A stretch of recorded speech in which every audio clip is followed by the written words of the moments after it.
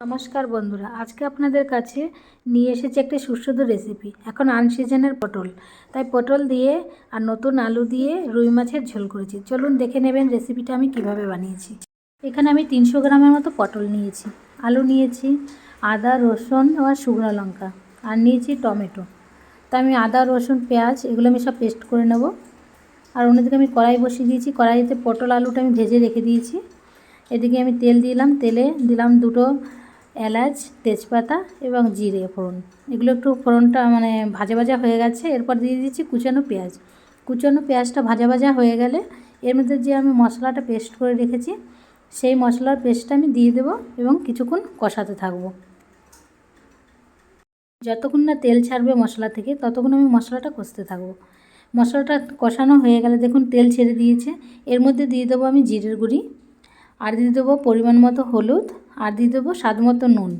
এগুলো দিয়ে ভালো মতো কষাতে থাকবো। আর একটু জল দিয়ে দেবো, জলের মধ্যে ভালো মতো একটু কষাতে দেবো। আর দিয়ে দেবো একটু শুকনো লঙ্কার গুঁড়ি। কষানো হয়ে গেলে এর মধ্যে যে আমি আলু আর পটলটা ভেজে রেখেছিলাম সেই পটলটা দিয়ে আর একটু ভালো করে কষিয়ে জল দিয়ে পরিমাণ মতো জল দিয়ে আমি ঢেকে দেবো।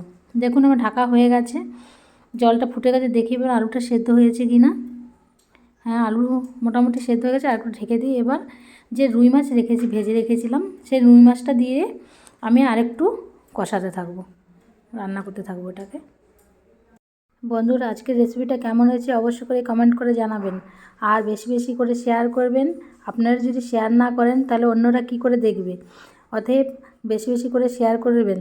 আর কেমন হয়েছে রান্নাটা করে আমাকে কিন্তু অবশ্যই কমেন্ট করে জানাবেন।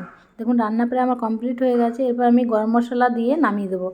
আপনারা রান্নাটা দেখেই বুঝতে পারছেন যে রান্নাটা কেমন হয়েছে, কিন্তু আপনাদের ঘরে বানিয়ে খেতে হবে। আজকের রেসিপিটি যদি আপনাদের ভালো লেগে থাকে তাহলে ফেসবুক থেকে যদি দেখেন চ্যানেলটি প্লিজ ফলো করে দেবেন, একটা লাইক করে দেবেন।